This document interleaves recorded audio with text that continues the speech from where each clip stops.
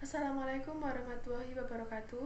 Yang terhormat Bapak Supriyanto selaku Kepala Desa Kebumen, yang saya hormati para pengurus desa dan para petani yang saya banggakan.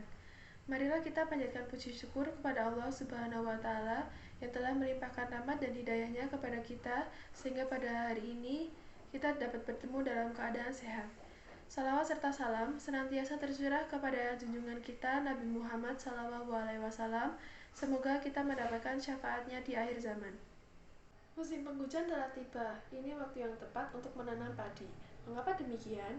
Karena tanaman padi memerlukan air yang cukup. Selain itu, kita juga harus mencegah agar tidak terjadinya gagal panen pada musim ini. Beberapa faktor yang menyebabkan kita mengalami gagal panen. Salah satunya adalah faktor serangan hama dan penyakit. Hama dan penyakit yang sering menyebabkan gagal panen adalah hama wereng, penggerek batang, penyakit kresek, blas, dan lain-lainnya.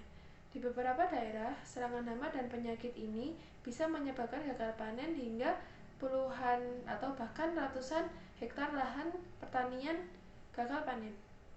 Yang kedua adalah kekeringan, merupakan faktor penting dalam terjadinya gagal panen, karena kekeringan akan membutuhkan udara yang dibutuhkan tanaman untuk melakukan pertumbuhan dan perbuahan.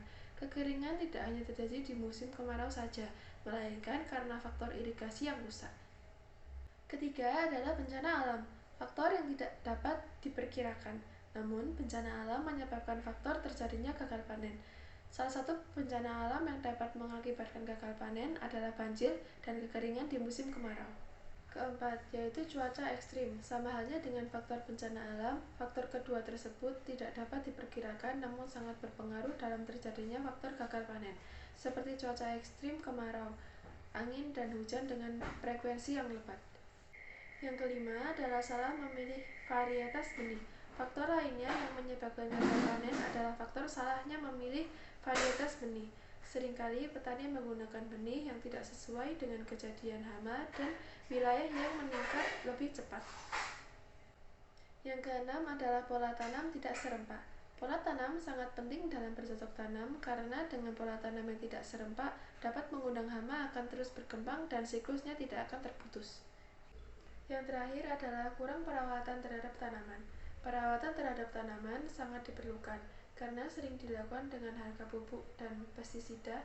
Petani terlambat untuk melakukan tindakan terhadap tanaman yang mengakibatkan terlambatnya penanganan terhadap hama dan penyakit. Demikian sedikit yang dapat saya sampaikan. Semoga pengetahuan yang saya berikan bermanfaat. Mohon maaf bila ada salah kata atau ucapan yang kurang berkenan. Wassalamualaikum warahmatullahi wabarakatuh.